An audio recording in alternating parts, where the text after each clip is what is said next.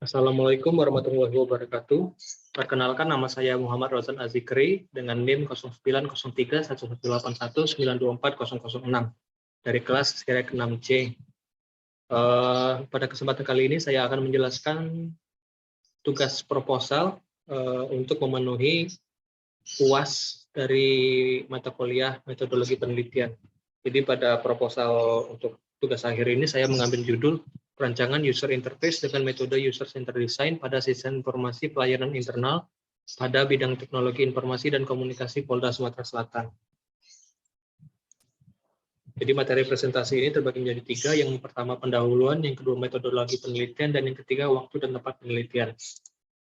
Yang pertama, materi pertama pendahuluan, latar belakang. Jadi Polda Sumatera Selatan merupakan salah satu instansi pemerintahan di Provinsi Sumatera Selatan yang bertugas menegakkan hukum di tingkat kewilayahan.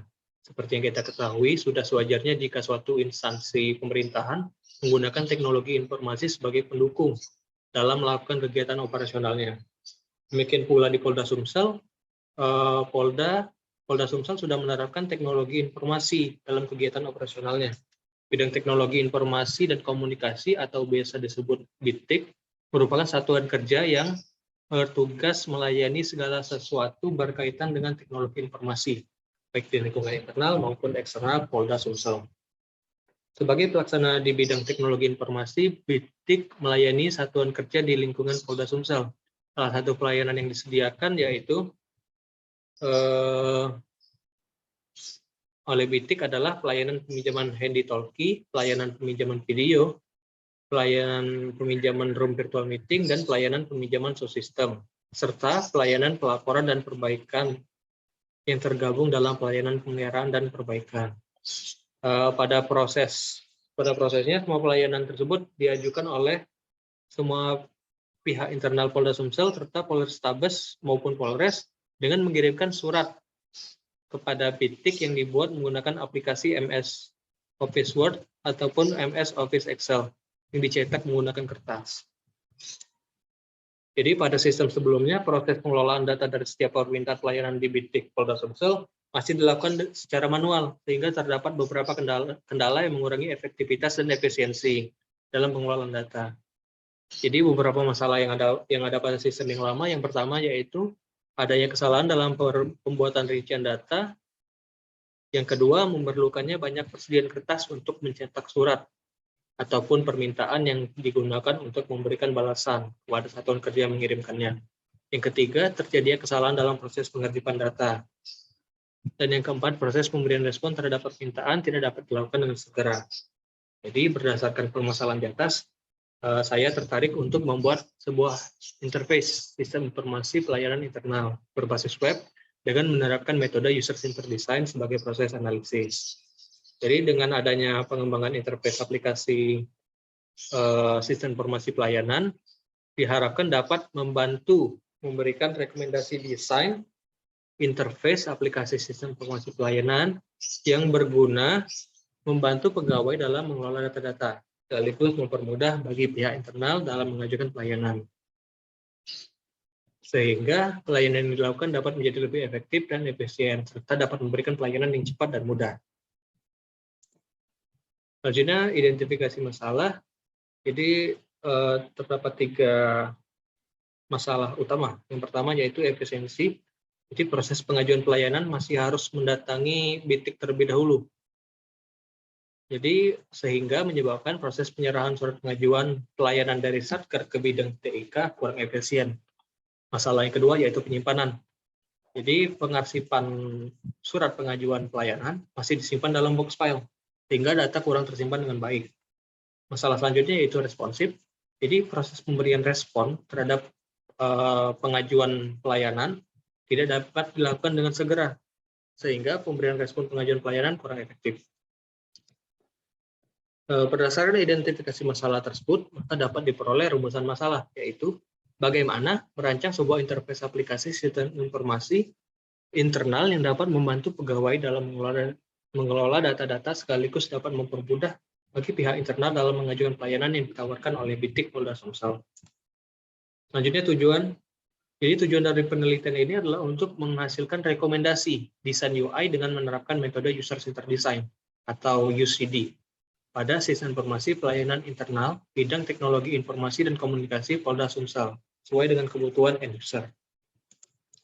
Selanjutnya yaitu manfaat. Jadi manfaat dari penelitian ini yang pertama yaitu menerapkan ilmu yang telah didapat selama perkuliahan.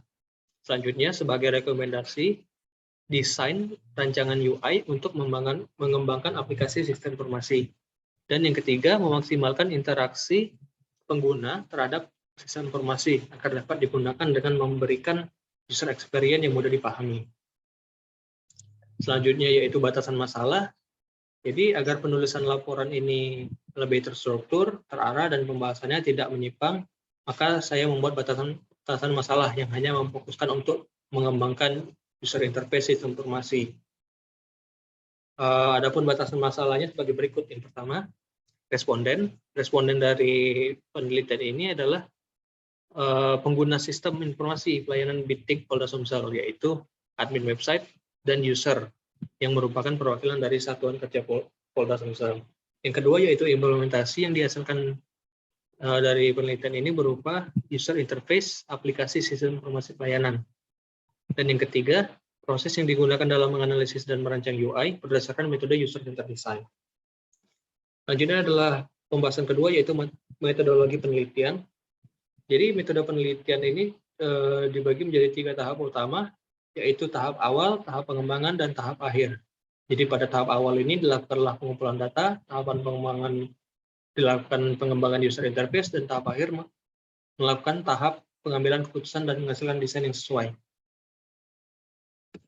Selanjutnya tahap awal. Jadi di tahap awal ini terbagi menjadi 2 proses, yaitu identifikasi masalah dan studi literatur. Pada identifikasi masalah ini, prosesnya dilakukan observasi serta wawancara dan penyebaran kuesioner untuk mengetahui masalah dan kebutuhan terkait dengan behavior pengguna pada sistem pelayanan saat ini. Yang kedua yaitu studi literatur. Jadi studi literatur ini merupakan tahapan untuk memahami metode yang digunakan untuk perancangan desain, yaitu memahami metode UCD atau User-Centered Design. Selanjutnya tahap pengembangan. Jadi tahap pengembangan ini terbagi menjadi 4. Yang pertama, tahap understand context of use. Jadi tahap pertama ini terjadi proses menentukan konteks user.